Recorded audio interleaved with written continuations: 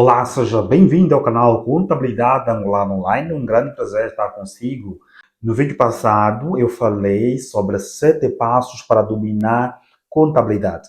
No vídeo de hoje, vou falar de um tema muito, mas muito importante. Eu tenho certeza que você vai amar esse tema. Tenho certeza que esse tema vai lhe agregar valor. Eu estou a falar como ler e entender o balanço patrimonial. Como ler e entender o balanço patrimonial. Fique nesse vídeo. Temos muita coisa para lhe ensinar. Até já.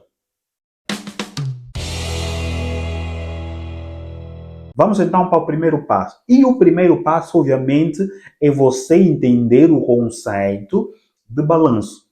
Ok? Primeiro você precisa entender o conceito de balanço. Vamos lá. Como você sabe, de acordo com o plano de contas, o balanço, portanto, é um documento contabilístico que se destina a evidenciar qualitativamente e quantitativamente, numa determinada data, a posição patrimonial e financeira de uma empresa. Ok? Este é o primeiro conceito.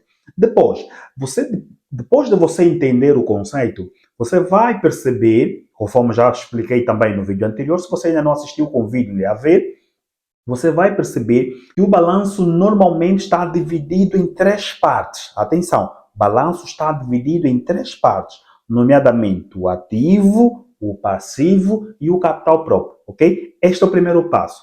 Entender o conceito de balanço, depois entender ou saber que o balanço está dividido em 3 partes, ativo, passivo e capital próprio, ok? Boa, vamos agora para o segundo passo. E o segundo passo é entender a estrutura do balanço. Entender a estrutura do balanço. Você vai perceber que o balanço patrimonial normalmente está estruturado, não é? Como disse, ativo e passivo. No ativo, você vai encontrar ativos correntes e ativos não correntes. Ativos correntes, aqueles recursos controlados por uma entidade provenientes de acontecimentos passados, dos quais se esperam que fluam para a entidade benefícios econômicos futuros e que se esperam que permaneçam na posse da empresa por um período de até 1 ano. Ativos correntes. Ativos não correntes. Aqueles recursos controlados por uma entidade que se esperam que permaneçam na posse da empresa por um período superior a 1 ano. Ok? Pronto. Entendemos a parte do ativo corrente e não corrente. O mesmo acontece também para o passivo. Nós temos o passivo corrente e não corrente. Passivo corrente, portanto, são aquelas obrigações presentes da entidade provenientes de acontecimentos passados e que da sua liquidação, portanto, resultem em fluxo de recursos incorporando benefícios econômicos futuros. Ou seja, corrente, estamos a falar daquelas obrigações presentes que se espera que a empresa venha a liquidar num período até 1 ano. Não corrente, aquelas obrigações presentes que se espera que a entidade venha a liquidar, não é, ou pagar, num período superior a 1 ano. Ok? Depois temos o capital próprio. O capital próprio, portanto, vai ser a diferença entre o ativo e o passivo. Não é? Portanto, no PGC, o conceito de capital próprio é o interesse residual dos ativos depois de deduzir todos os passivos. Ok? É o que fica dos ativos depois de retirarmos os passivos. Tá? Boa, então você já entendeu essa estrutura do balanço. Agora, um ponto importante que você precisa é como é que ela está estruturada, não é? Como você viu, tem ativo, passivo, tem ativos correntes, ativos não correntes, e tem passivo corrente, passivo não corrente e o capital próprio, ok? Então, dentro dessa estrutura, você consegue perceber o quê? Que, para o lado do ativo, nós organizamos o balanço, no caso, para o ativo, nós organizamos do menos líquido até o mais líquido. Do menos líquido até o mais líquido. Antônio, o que isso quer dizer? Estamos a falar daquele, portanto, bem, daquele recurso mais difícil de converter em dinheiro para aquele recurso mais fácil de converter em dinheiro. Ok? Então, menos líquido para o mais líquido. No caso, por isso é que vocês têm a última conta, que é o valor quase mais líquido. No caso, temos ali o capítulo caixa, né? Temos aí disponibilidades, são os valores mais líquidos, ok? Vamos para o lado do passivo.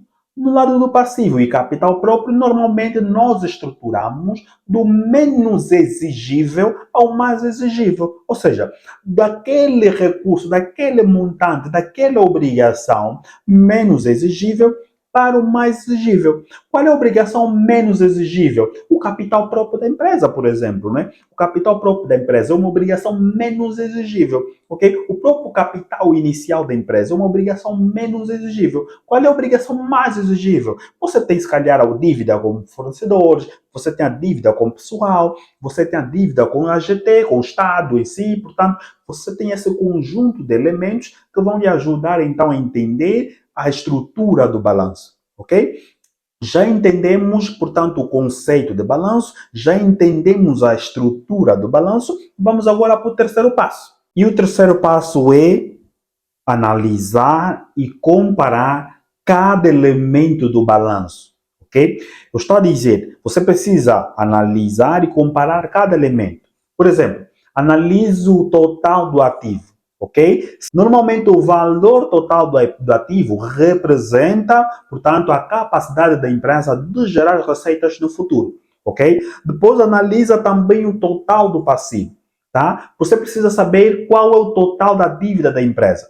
Como é que eu faço isso? É preciso você comparar. Você olha o total da empresa. Por quê? Porque o valor do passivo representa o total da dívida que a empresa tem. Tá? Logo, compare o ativo corrente com o passivo corrente. Por que esta comparação?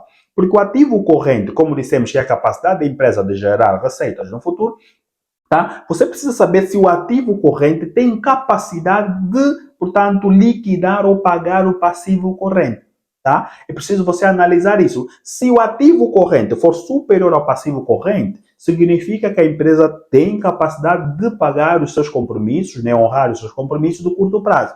Tá? Uma dica de ouro. É preferível que a empresa tenha passivos não correntes superiores aos passivos correntes. Por quê? Se você tiver passivos não correntes superiores aos passivos correntes, significa que a empresa, portanto, que a empresa financiou os seus ativos, quer de curto, quer de médio e longo prazo, com os passivos não correntes. E é bom, por quê? Porque a empresa tem uma margem de tempo maior para liquidar os seus passivos. Boa?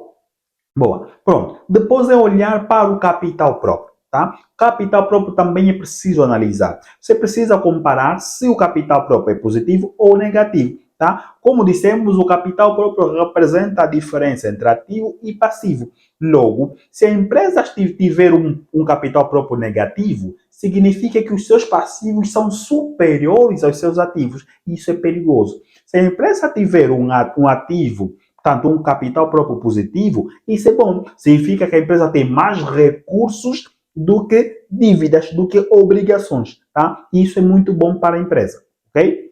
Quarto passo, identificar os problemas no balanço patrimonial, ok? Você já entendeu, você já aprendeu como ler, você já conseguiu desmistificar, portanto, todos aqueles elementos do balanço, você já está dentro do balanço, agora você precisa identificar os problemas. Quais são os possíveis problemas? Pronto, quando você encontra um passivo superior aos ativos, significa que a empresa tem um nível elevado de endividamento. Tá? Tem um índice elevado de endividamento. Não é bom. Um outro problema que você pode encontrar, como dissemos, é o capital próprio negativo. Tá? Capital próprio negativo não é bom. Tá? Como dissemos, se o capital próprio for negativo, significa que os passivos são superiores aos ativos. Não é bom. Você não tem capacidade, você não tem recursos suficientes para honrar o seu compromisso. Tá? Não é bom, é perigoso. A empresa precisa realmente tomar decisões em relação a isso. Tá? E quanto a decisões, é o quinto passo. Mas já vou chegar lá daqui a pouco. Vamos antes terminar então esse quarto passo, que é analisar e identificar os problemas dentro do balanço. Okay? Um outro problema é baixa liquidez. O que é isso, baixa liquidez? Portanto, como dissemos, se os passivos forem superiores aos ativos correntes, significa que a empresa não tem liquidez, portanto, não tem liquidez para honrar os seus ativos, seus passivos de curto prazo. Tá? Logo, também é um risco, tem baixa liquidez. Tá? Como é que a empresa não tem capacidade de honrar os seus compromissos de curto prazo? É um perigo, um problema, e a empresa precisa tomar decisões em relação a isso. Ok? Boa, já falando em decisões, eu vou entrar logo para o quinto passo. E o quinto passo é tomar decisões. Tá? Você já identificou os problemas, você já analisou o seu balanço patrimonial, você percebeu se a empresa está saudável ou não, você percebeu, identificou os problemas que a empresa tem. Então começa a atuar. Se a empresa estiver saudável, quer dizer que a empresa está mais propensa para investimento. Então analisa se a empresa tem capacidade para investir, ok? Se a empresa tem recursos suficientes para investir. Se a empresa tem problemas, suponhamos, por exemplo, o capital próprio da empresa está negativo, ou os passivos da empresa são mais altos que os ativos. Tem que se tomar decisões.